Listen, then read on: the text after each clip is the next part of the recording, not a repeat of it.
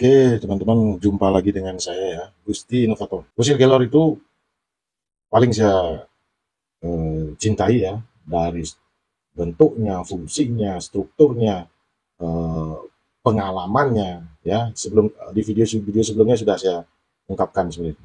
Nah, salah satu contoh ini yang paling saya senang ini yang fosil Kelor kristal ya. Jadi salah satu contoh ini ya. Jadi di sini ada mirahnya ya, ada mirahnya. Teman-teman bisa lihat ya. Nah, tuh ada mirahnya. Jadi ini batang pohonnya yang sudah kristal. Ini combongnya, ini lubang itu, loh, lubang kan. Nah, ini mirahnya. Nah, fungsinya apa? Itu ada. Singkat aja ya, kalau combong itu fungsinya untuk menyerap yang namanya rezeki. Rezeki itu bukan uang aja, teman. Jangan salah paham. Kita kalau udah mendengar rezeki itu pasti uang nilainya. Tolak ukurnya pasti di sana. Bukan. Rezeki itu bagi saya itu teman, rezeki. Sekarang saya kenal sama eh, teman-teman nih, teman lihat video saya. Nah, itu juga rezeki bagi saya. Jadi saya bisa mengenal, ada interaksi, video saya bisa ditonton. Nah, itu juga rezeki bagi saya. Jadi bukan nilainya uang saja, ya. Kalian bisa tahu WA saya, nomor saya bisa chat, akhirnya kita saling kenal. Nah, itu bagi saya rezeki. Nah, itu. Yang kedua, combong ini banyak dibilang pengasih ya. Nah, nggak ada bedanya pengasih. Pengasih itu biar kita disenangi sama orang. Oh, ini mau disenangi sama orang, yang penting nggak berbuat negatif aja. Pasti orang senang kan. Saling bantu, saling ini, saling itu. Pasti orang senang. Jangan pengasih-ngasih itu dilebih-lebihkan. Pengasih itu dianggap bisa disenangi sama cewek, disenangi sama lawan jenis. Ya, untuk apa? Emang bawa gini tujuannya seperti itu? Kena ya. Jadi harap ditelaah, dipikir ulang lagi apa maksudnya, itu benar nggak? Seperti itu. Bisa mencari jodoh. Jodoh itu di tangan beliau di atas, teman-teman ya. Beliau yang mengatur masalah itu. Kita nggak bisa. Walaupun 1000 kita buat gini, kalau memang belum ketemu jodoh ya belum. Ya, oke. Nah, ini yang saya senang. Jadi dari bentuknya itu ganas ya, ngeri lihatnya. Kalau orang kan kebanyakan senang mulus, terus warnanya hitam, mulus, ya. Kalau dipakai nggak malu-maluin. Masa ada orang pakai gini malu-maluin? Ada yang bilang nanti dikira kayak dukun. Emang dukun punya kayak gini? Ya, dukun belum tentu punya kayak gini.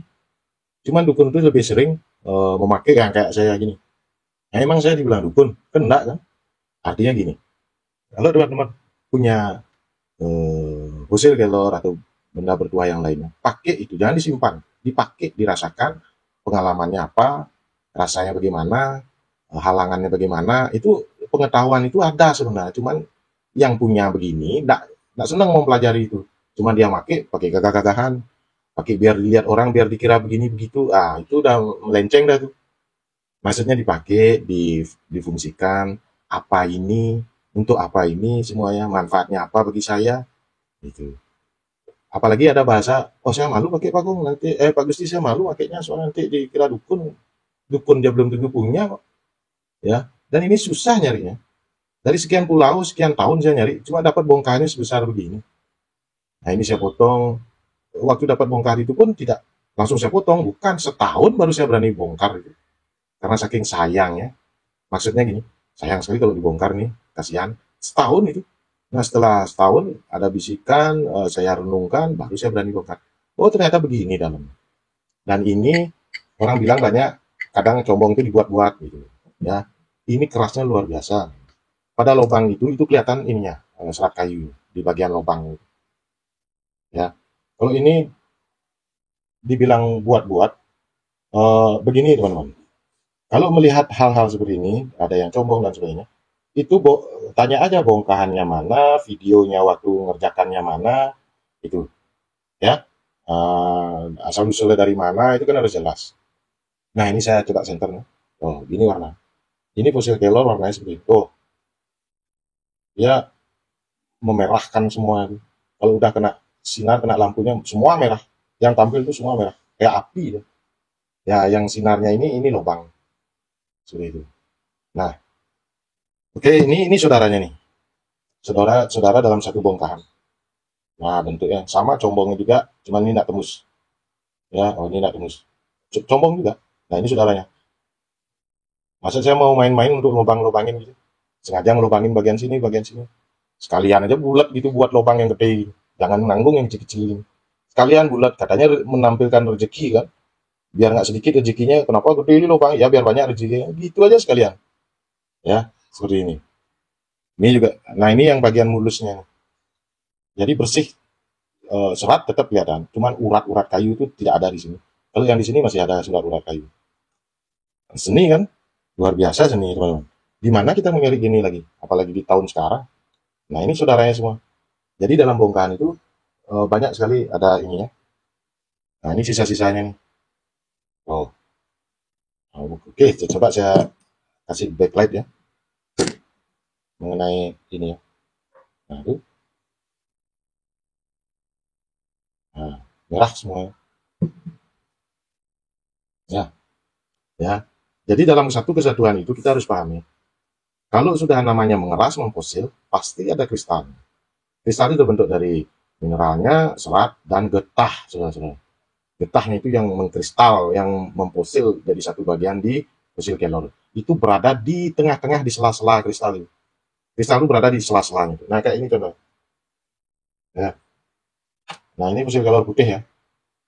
Nah, kristalnya ada di bagian tengahnya malah. Itu berbentuk bebet, kedit ya. Di sini malah kristalnya. Tapi warnanya putih. Nah, sekarang kalau teman-teman suka fosil kelor hitam, kalau dikasih gini mau nggak? Oh, nggak mau, soalnya warnanya putih. Itu. Kenapa nggak mau? Ya, fungsinya beda. Waduh, ini salah. Kalau fungsi semua manfaat sama. Jadi ini ada luar biasa ini. Ada bobotnya. Nah, seperti ini. Ya, di bobotnya itu ya kristalnya di sana. Sudah saya perlihatkan di video-video sebelumnya. Ya, yaitu mengenai eh, apa namanya fosil kelor ya. Jadi yang kita bahas itu bentuknya, strukturnya, fungsinya, dan nilai seninya jangan lupa teman-teman. Kalau seandainya dia berupa bongkahan seperti ini, kalau cuma bongkahannya itu dia belum, walaupun dia mempunyai manfaat, tapi belum mempunyai nilai seni dia. Ini teman-teman, ini bongkahan nih, ya. Kalau masih bongkahan itu berarti belum pada wujud, belum bentuk nilai seni ya. Jadi erat kaitannya bahan-bahan bertuah itu, bentuk-bentuk, jadi erat kaitannya benda-benda bertuah itu harus ada seninya, ya. Fosil kelor kristalnya. Ini sudah mempunyai nilai seni karena ada finishingnya di sini. Tanpa menguasai finishingnya, ini akan kelihatan jelek ya. Ya, orang oleh pun tidak. Tapi kalau sudah ada nilai seninya, nah baru masuk dia. Oke. Nah, terus di sini kenapa saya buatkan liontin? Karena saya ingin menampilkan lebih besar lagi. Kalau sifatnya cincin kan kecil tuh. Nah, makanya saya buatkan liontin supaya saya bisa memanfaatkan ada serat kayunya di sini, menampilkan kayunya di sini. Nah, teman-teman bisa lihat ya serat kayunya. Nah, di sini ada mirahnya juga.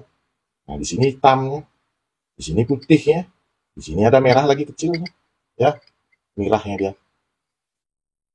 Emang di permatanya ada mirah, yang disebut mirah itu kan kebanyakan permata ya. Kelor juga ada. Nah, ini tentu mirahnya. Ini lagi. Nah, ini mirahnya. Jadi bukan di permata aja ada mirahnya. Di kelor juga ada mirahnya. Komplit di kelor itu. Nah, yang kedua, fungsinya apa? Nah, nggak bisa jawab. Paling bentuk-bentuknya kewibawaan aja. Ya, ya oke lah. Kalau emang kewibawaan ya oke. Bisa saja. Nah, ini saya kasih light. Nah, bisa kelihatan kan mirahnya sama serat kayu. Nah, hitamnya.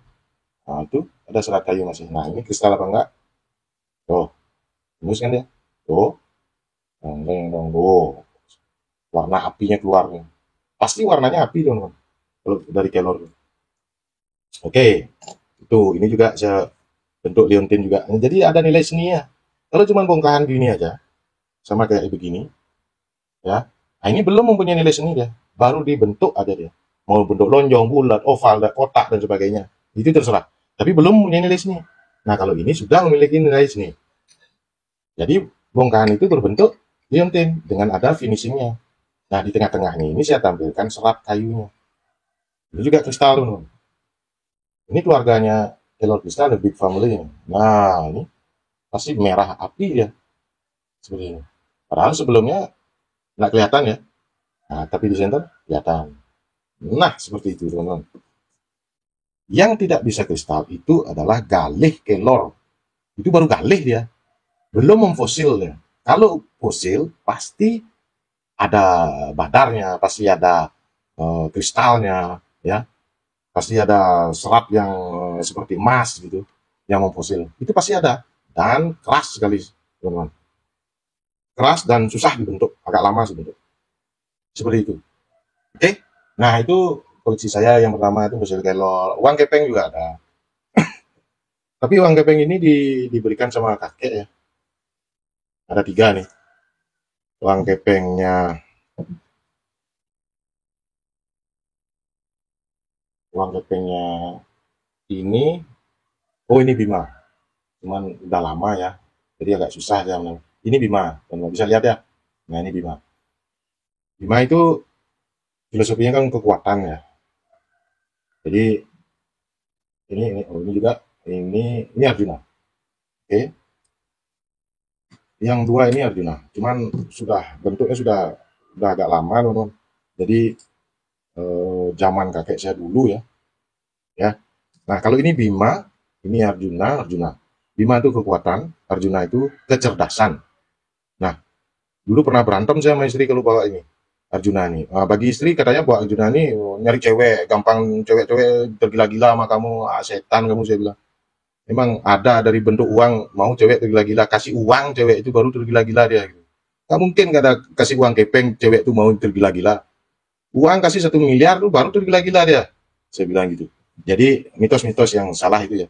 Jadi maksud saya, Arjuna itu di samping tampan, filosofi dari pewayangan itu dia tampan, dia mempunyai kecerdasan tinggi, jadi dia mengatur strategi dalam perang Bratayuda di pewayangan itu ya, Mahabharata itu. Nah, Arjuna ini ditunjuk orang yang mempunyai kecerdasan tinggi. Maksudnya itu dari pewayangan tuh. Nah, kalau dalam kita ini memakai ini, itu simbol kecerdasan kita dimaksud supaya kita tuh bisa cerdas seperti beliau. Ya, Arjuna tokoh itu. Kita kalau orang sudah bodoh kan ya susah, kalau orang udah namanya bodoh, yang kita dianggap biar bisa kita cerdas, kita tahu ini itu, yang cerdas dalam hidup, cerdas dalam berumah tangga, pokoknya nggak perlu pintar, yang penting cerdas. Cerdas itu beda, cerdas itu dengan hati, pintar yang dengan hati. Kalau pintar ya pikiran. Ya, oke. Okay. Nah, kalau Bima itu simbol kekuatan. Bima itu kan kuat ya dalam pewayangan. Kalau di kehidupan nyata yang kita pakai Bima itu apa? Fungsinya apa? Kita biar kuat gitu, biar bisa mimpin ini, ngajak demo sana kemari, itu biar kuat. Bukan gitu maksudnya.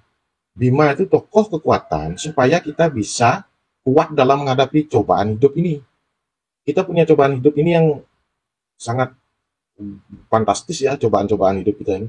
Belum pandemi, belum ini, belum itu, belum ekonomi, belum rumah tangga, belum keluarga, belum sosial, dan sebagainya. Nah, kita diharapkan mempunyai kekuatan itu supaya bisa kita melewati hal-hal yang kita anggap sulit. Gitu. Jadi kekuatan yang kita punya itu selalu di hal positif ya, bukan dipakai ke negatif. Itu aja. Bagi saya gitu aja. Logika kan ya, boleh punya tapi tetap logika itu dipakai. Jadi kecerdasan itulah yang kita harus pakai. Oke, itu kalau diceritakan uang kepeng panjang lagi ceritanya. Jadi saya singkat-singkat aja. Nah, di sini juga saya punya akar bahar ya. Kenapa saya bilang akar bahar? Nah, ini akar bahar. Ini akar bahar ya, yang saya ujungnya saya kasih perak, saya kasih apa namanya fosil kristal. Terus yang ini saya gelang saya ini apa namanya akar bahar Brahma namanya. Jadi yang merah di Jawa banyak kok, Jember banyak banyak. Kebetulan ini saya dapat di Laut Sulawesi. Ya, ini merah kedua. Yang ini sudah kristal. Ini juga merah. Nah, di sini saya pasang. Ini kebetulan ini combong ya. Jadi saya pasang green sapphire ya, permata. Green sapphire itu biar teduh aja gitu loh. Adem, enak. Yang saya senang warna hijau. Ini ada virus ya, virus. Dan ini ada fosil kelor. Ini fosil kelor. Jadi fungsi akar bahar tuh semua akar bahar. Ini teman-teman ini biar saya kasih lihat. Ini juga akar bahar ya, akar bahar hijau ya. Teman-teman pasti tahu kalau orang di Bali bilang uli gadang. Uli itu akar bahar. Uli gadang-gadang itu hijau. Ini namanya akar bahar hijau. Terus ini sini ada ukiran emasnya, di sini ada permatanya, mirah ya. Di kaki-kakinya ini ada peraknya. Nah, ini dengan motif Bali ya, ciri khasnya. Nah, kalau dia cuma tangkainya aja, akar bahar aja, belum saya pasang ini, berarti dia kurang, dia mempunyai nilai seni. Itu yang saya maksud.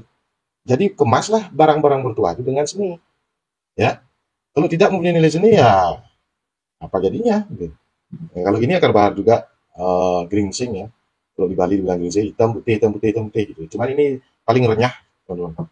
Renyah sekali ya. Nah itu fungsinya semua tolak bala karena asalnya dari laut. Kalau udah berasal dari laut, apapun itu kolbun tetap mau yang kerang, mau yang gimana. Kolbun tetap tuh fosil kerang, teman-teman. Mau yang putih, mau yang hijau, mau yang gede, mau yang kecil, itu semua asal dari laut. Fungsinya satu, tolak bala, dah itu aja.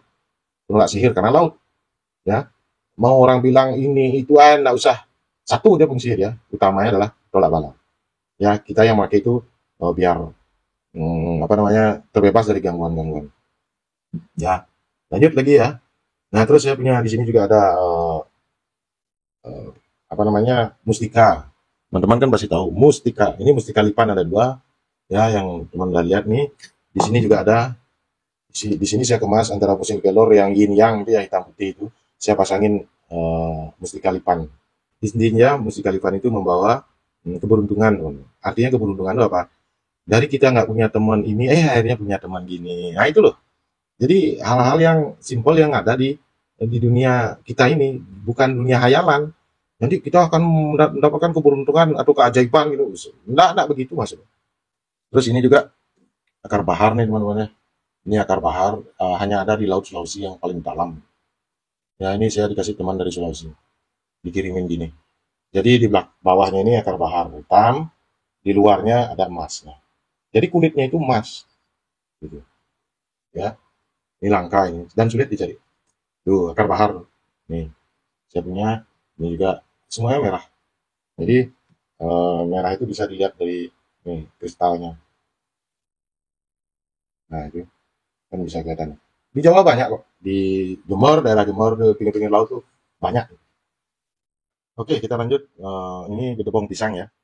Eh, kalau ininya fosil pisang.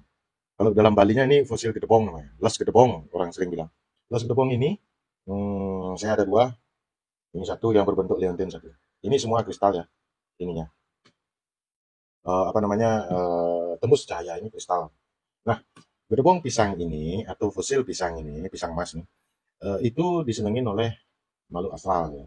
Jadi kenapa? Jadi pohon pisang itu sangat disenangi oleh makhluk astral. Jadi makhluk astral ini baik jin, gamang, kunti, demit dan sebagainya itu sering main-main di pohon pisang ini. Nah, terus kalau teman-teman mempunyai di rumah, di pekarangan rumah, jangan sekali-sekali nanam pohon pisang di area rumah. Usahakan jauh dari rumah. Misalnya tegalan kayak apa gitu ya, tanah kosong gitu. Nah, itu boleh.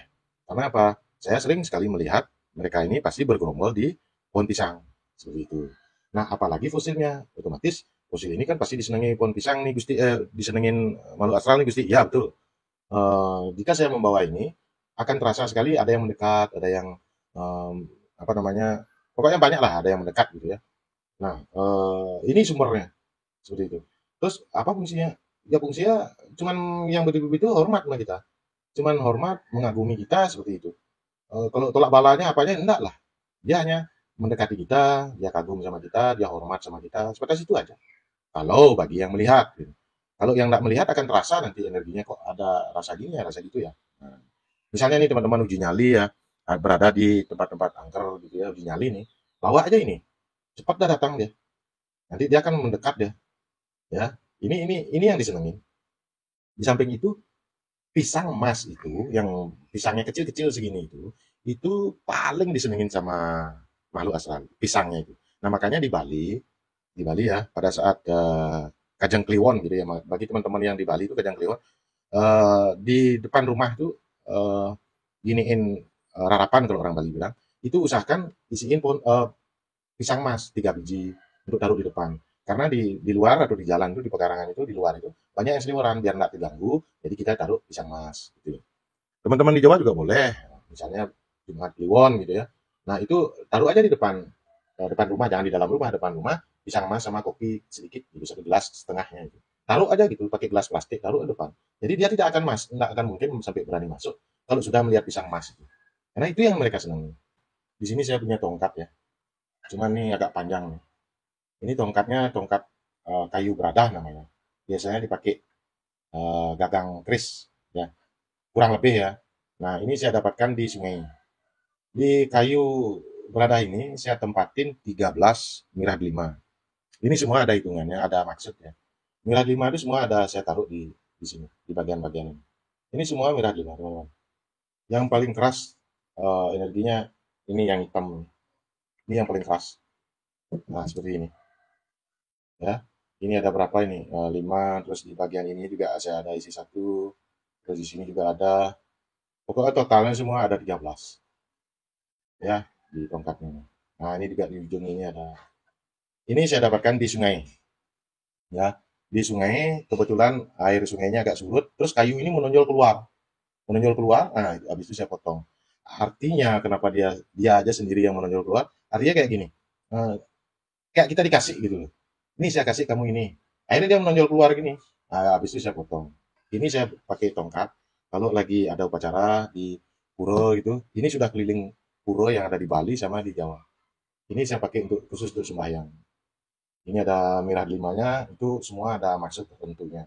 Ya, di sini juga tergambar seperti seperti ini. Bisa teman-teman lihat ya. Ini tergambar asli dari kayu. Ada gambar ini. Oke, ini seperti bentuk kayak tiga gitu, senjata tiga itu trisula gitu ya gambarnya. Ini asli dari dia. Nah, ini kayu berada, ini koleksi saya juga, ini sangat bertuah, tapi khusus saya pakai untuk sembahyang di pura ya. Saya datang ke pura-pura Bali, seluruh Bali sama Lombok dan Jawa, selalu saya bawa. Nah, ini ada juga tongkat saya dari kayu stigi ya. Yang yang mana kayu stigi itu mempunyai fungsi gigitan ular, eh, gigitan binatang pokok yang berbisa gitu ya. Ini kayu ini bisa apa namanya mengobatinya. Walaupun saya belum membuktikan, tapi seperti orang bilang seperti itu. Kakek saya sendiri juga bilangnya seperti itu. Nah, untuk membuktikan masa kita harus digigit ular dulu baru kita tempel itu kan tidak mungkin. Nanti suatu saat pasti ada pembuktian. Nah, di bagian ujungnya ini saya pasangin fosil kelor. Fosil kelornya warnanya hitam dan putih. Jadi dua kekuatan yang menjadi satu, hitam putih. Ini juga sering berada di saya bawa ke pura-pura di Bali maupun di Jawa. Cuman tertentu ya. Kalau saya bawa ini, pura ini, baru saya bawa ini. Tapi kalau tongkat yang kayu berada itu hampir semua pura saya bawa. Tapi kalau ini yang paling favorit tuh pura yang berada di Nusa Penida. Itu pura dalam pet namanya. Itu pura favorit saya itu. Kalau saya ke sana selalu saya bawa ini. Ada unsur hitam dan putih. Artinya itu keseimbangan, teman-teman. Jadi kalau orang Bali bilang warna poleng gitu ya. Poleng itu hitam putih. Itu warna keseimbangan. Maksudnya gini, kita harus seimbang. Bagaimana kita seimbang dalam menjalani hidup ini? Kalau kita terlalu banyak kerja aja tapi tidak ngapa-ngapain ya jelek juga. Jadi semua itu harus seimbang. Rezekinya seimbang, hidupnya seimbang, mata pencahariannya seimbang, bagaimana dia bergaul seimbang, ya seperti itu. Sama kayak ini sama yang saya bawa ke pura juga. Karena apa namanya? Ini fosil kelor selalu saya bawa ke pura. Berbentuk seperti pisau ya. Ini sudah berapa kali mengobati orang yang kena eh, kena ilmu hitam seperti itu. Jadi saya pasti selalu bawa. Kalau saya bawanya itu ada sarungnya seperti ini. Persis seperti pisau ya. Nah, saya bungkus gini. Nah, taruh ini. Nah, seperti ini saya bawa. Jadi orang saya sengaja biar orang nggak tahu ya. Untuk apa pamer juga nggak. Jadi ini dibutuhkan kalau ada yang memerlukan aja baru saya ini. Oke. Nah, itu beberapa koleksi saya. Kalau kita bahas itu terlalu panjang koleksi-koleksi saya. Jadi ambil positifnya. Bagi teman-teman yang ada di mana aja di Nusantara ini, yang nonton video saya ini, ambil positifnya. Gitu. Jadi tetap logika itu selalu dipakai. Artinya kita disuruh merenung, dinelaah gitu ya. Bertuah sih bertuah, tapi bertuah ini untuk siapa? Cocok nggak sama kita? Apa manfaatnya? Kegunaannya apa? Asal usulnya dari mana? Terus pengolahannya seperti apa?